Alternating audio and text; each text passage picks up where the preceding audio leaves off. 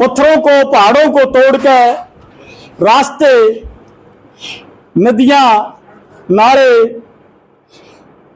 ये तमाम चीजें मजदूरों ने, कारीगरों, दस्तकारों ने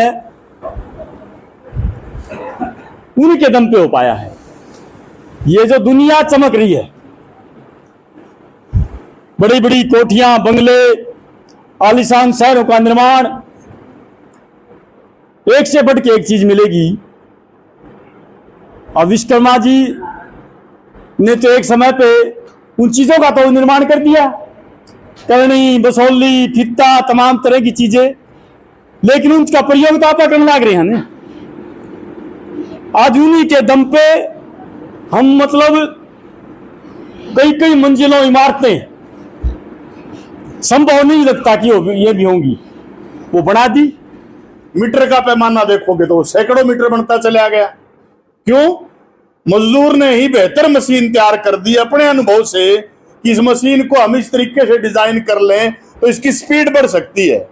बिजली भी आई है और बेहतर तरीके से मशीनें चली हैं। हमारे काम के अंदर से भी देखें, जो काम का हम जो काम करते थे, एक टाइम है झोपड़ियों में लोग रहते थे, उसके बाद का एक दौर है कच्चे मकान बनने शुरू हो गए, उसके बाद का दौर है पक्के मकान भी बने हैं। भैया आपकी कड़ी की, फट्टी की छत लगती थी, पत्थर की छत लगती थी, लेंटर की लगने लग गई, उससे भी आगे बढ़ गई। 12 दिन में लेंटर खुला करता है, 2 दिन में 48 घंटे में खुल जाता है। छीनी लेके झीरी फोड़ते रहते थे, मशीन आवे फट से ही डब्बी ही काटती चली जाए। ये सारी चीजें, ये सारे औजार किसने विकसित किए हैं? अपन विकसित किए हैं, या हमारे जैसे और जो कारीगर हैं उनने विकसित किए हैं। लेकिन औजार विकसित करने के बाद भी काम तो ज्यादा निकलने लग गया ना पहले के मुकाबले। कम समय में ज्यादा काम की पूर्ति होने लगी, लेकिन हमारी जिंदगी में तो बदलाव नहीं आया। क्यों? क्योंकि उत्पादन के जितने साधन हैं, खेत में, खान में, कारखाने में 3 जगह पर धन पैदा होता है, जिसमें से 2.5 जगह पर मजदूर काम करता है, आधी जगह पर किसान काम करता है। लेकिन मजदूर जिस जगह पर काम करता है, वो उत्पादन की जो जगह है, उत्पादन के जो साधन हैं, उन पर मजदूर का कब्जा नहीं है। उन पर किन का कब्जा है? उन पर खाते पीते लोगों का कब्जा है। हम 8 घंटे में जो काम करते थे, हमें जो मेहनत मिलती थी, काम कम निकलता था, मालिक ने और दूसरे मजदूरों से, हमारे जैसे दूसरे भाइयों से बेहतर मशीनरी तैयार करवा ली, काम बढ़ गया, प्रोडक्शन बढ़ गई। हमारी जिंदगी में बदलाव नहीं आया। जिंदगी में बदल किसका आया?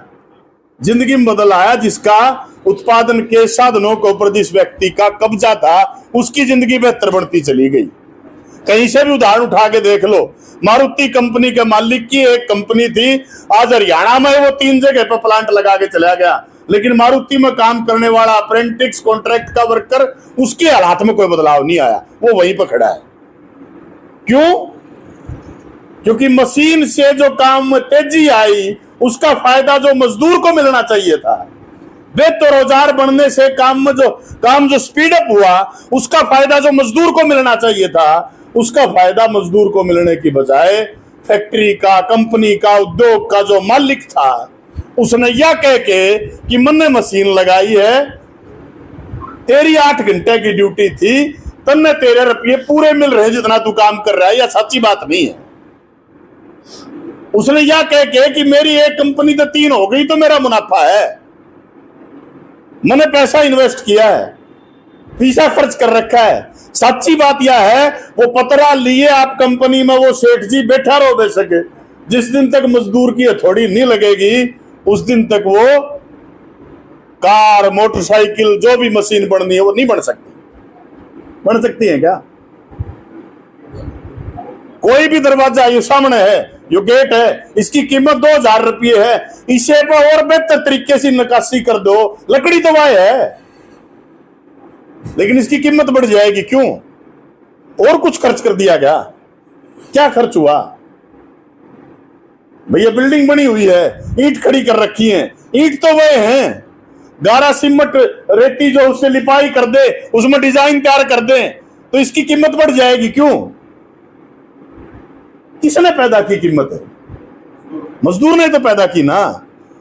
सीधी सपाट लकड़ी है, उसके ऊपर कारीगरी का काम जो करेगा, अपनी मेहनत से मजदूर करेगा, लकड़ी की कीमत वह रहेगी।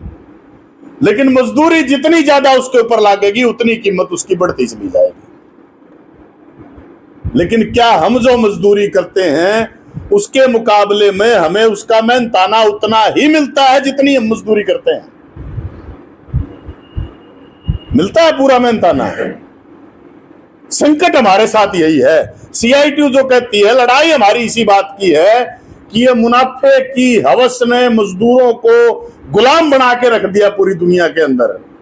और जो साथी कपूर चर्चा कर रहे थे, हिंदुस्तान की बीजेपी की सरकार ने आने के बाद 2019 में 20 में दूसरी प्लान जब इनकी शुरू हुई, 29 ऐसे कानून देश के मजदूरों के, जो देश की आजादी की लड़ाई के टाइम पे, देश की आजादी के बाद लंबे संघर्षों के बाद जो बने थे,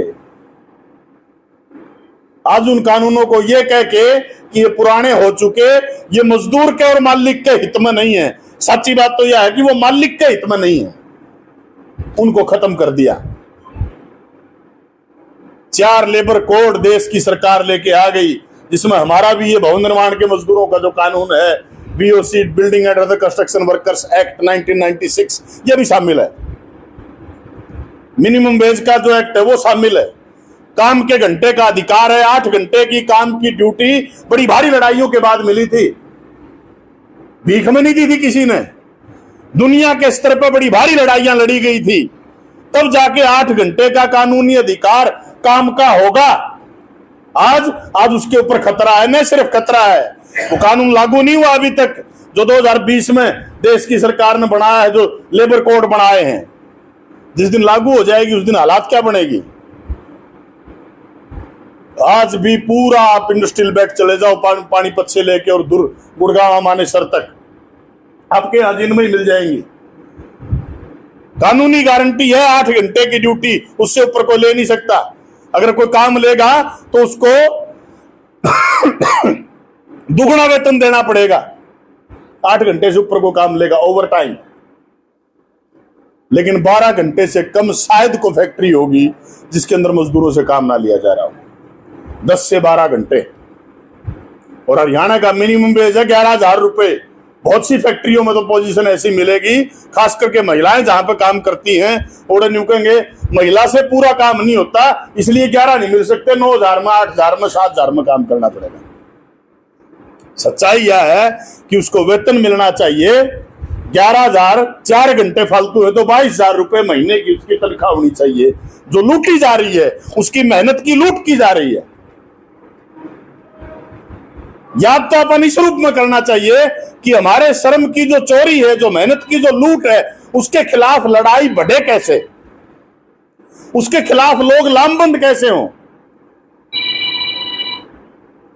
इसमें चर्चा करने की बजाय आप और काम लगे रहते हैं। वो जो कपूर कह रहा था, ये तो भवन निर्माण नाम तो एक चीज या चल रही है, कापी बनेगी कि नहीं बनेगी? कापी बनेगी तो छोरी के ब्याह के पीछे मिलेंगे कि नहीं मिलेंगे?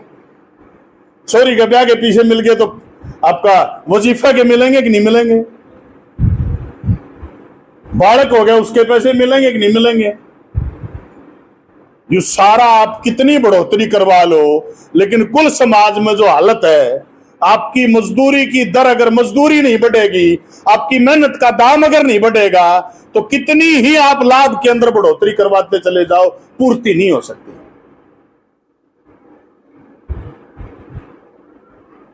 कन्यादान तो हमें 1,000 से 1,00,000 1,000 पर पहुंच गए, लेकिन खर्चे कौन से कम हो गए?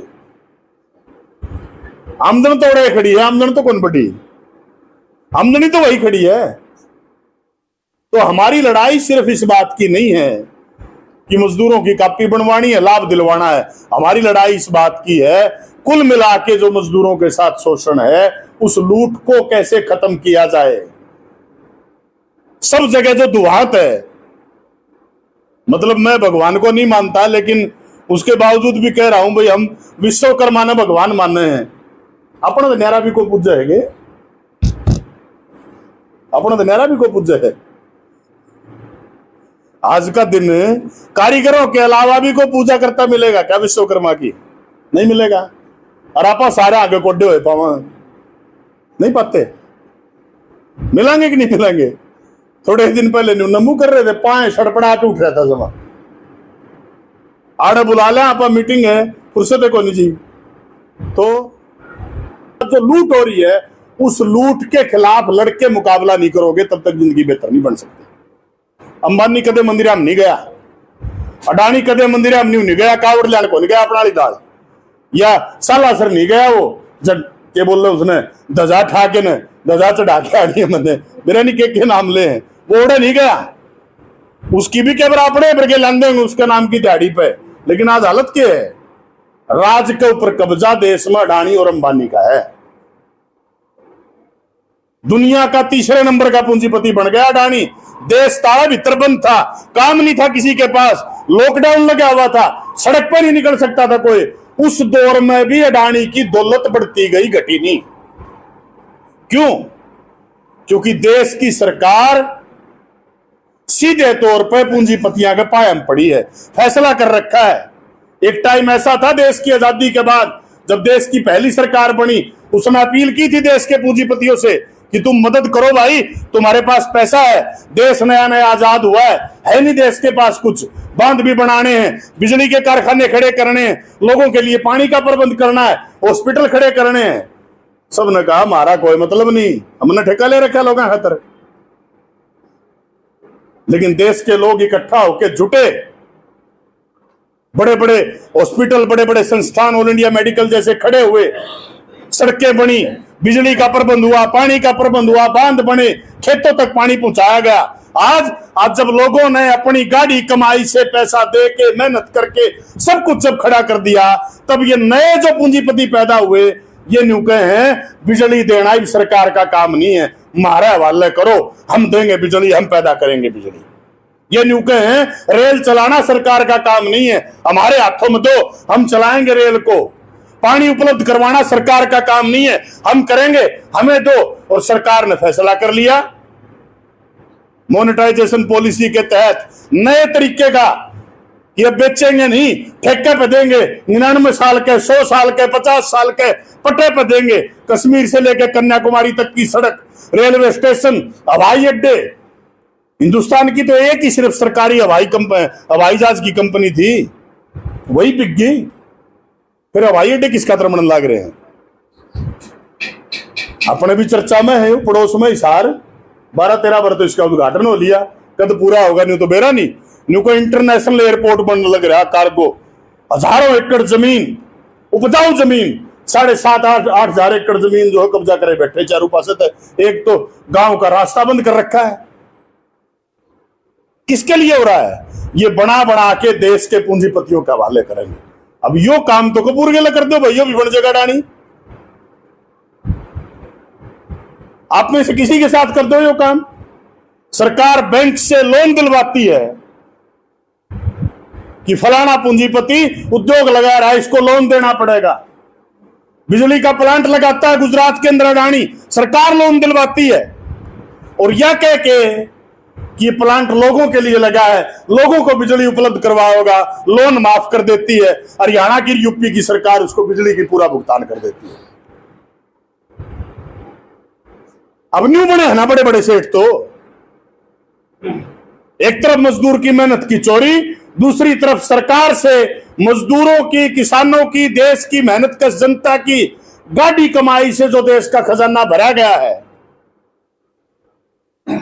उस खजाने का मुंह टैक्स भरने वालों की तरफ नहीं है। जिनने अपनी जेब से टैक्स का पैसा दिया उनकी तरफ खजाने का मुंह नहीं है। खजाने का मुंह है देश के पूंजीपतियों की तरफ, बड़े बड़े धनाढ़ जो लोग हैं। 100 पूंजीपति ऐसे हैं, सिर्फ 100 पूंजीपति दुनिया के स्तर पर, जिनमें 95 लाख करोड़ रुपए अकेले उनके पास हैं, अकेले उनके पास, 100 मनसे के पास। बाकी दुनिया खड़ी देखो, अपने भी यह पोजीशन थी। 1% लोग, मुश्किल से 1% लोग देश की 49% से ज्यादा संपदा के ऊपर कब्जा करके बैठे थे, मुश्किल से 1% लोग। अपना काम है टैक्स भरना। कल की ही जानकारी थी, मतलब अप्रैल के बाद दुनिया के स्तर पर अप्रैल के बाद 18% 18% पूरी दुनिया में तेल के भाव घट जाते हैं। हमारे अप्रैल में जो तेल का भाव था उस तो फालतू पाओगा, पेट्रोल का डीजल का कम नहीं मिलेगा।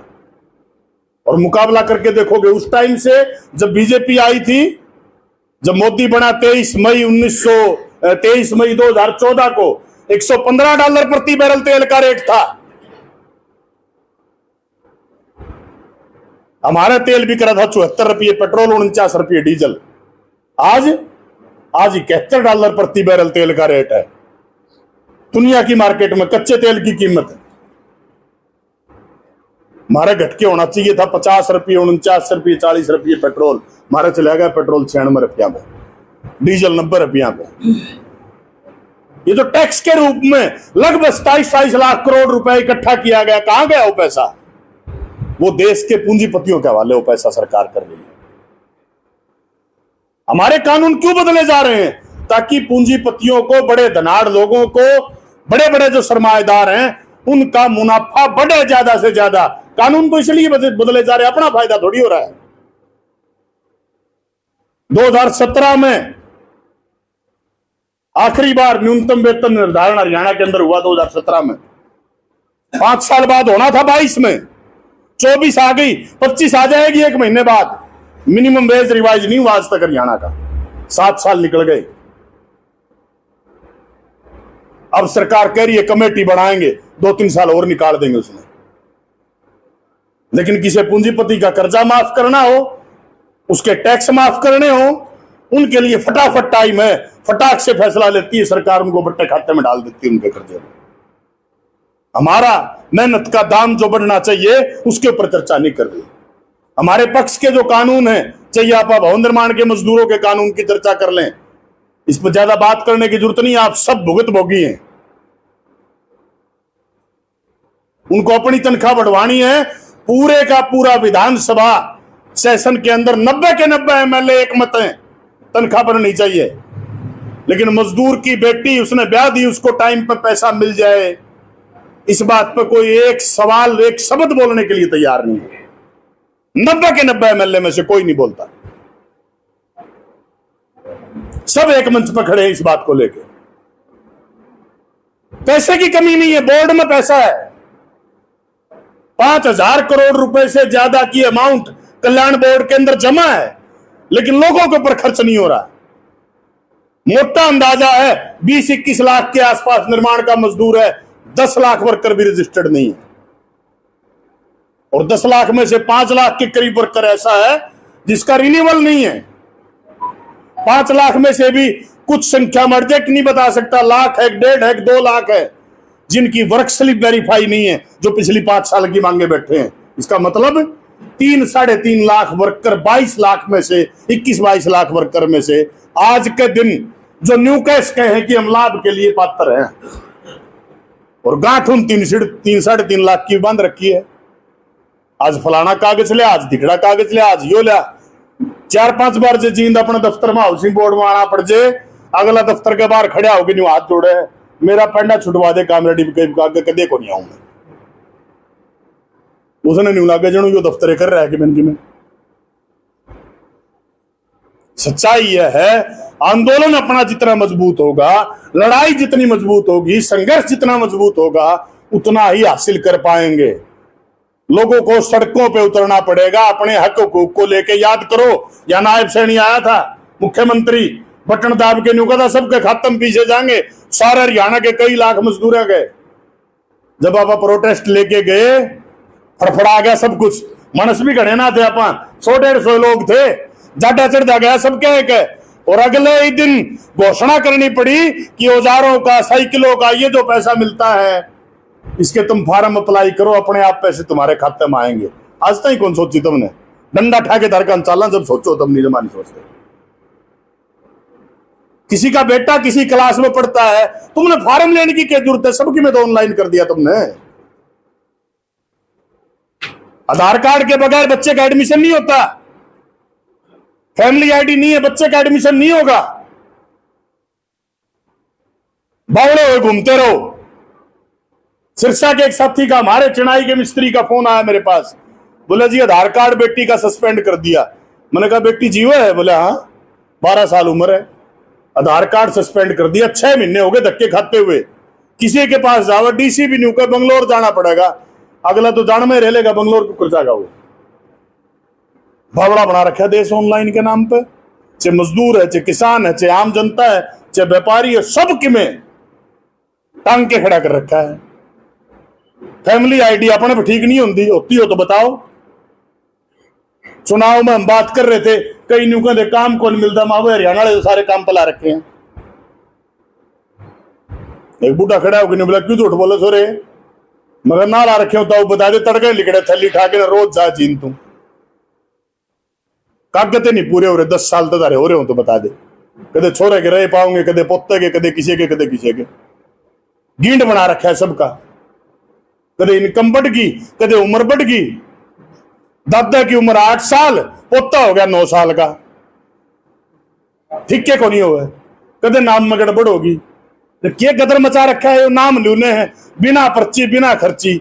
जोर ला लो आप, वो 8 साल वाला 70 साल का को नहीं हो बुढ़ा, मेज का तड़ेगा 4000 पकड़ाया, पटते ही हो जाएगा देरे को लागे।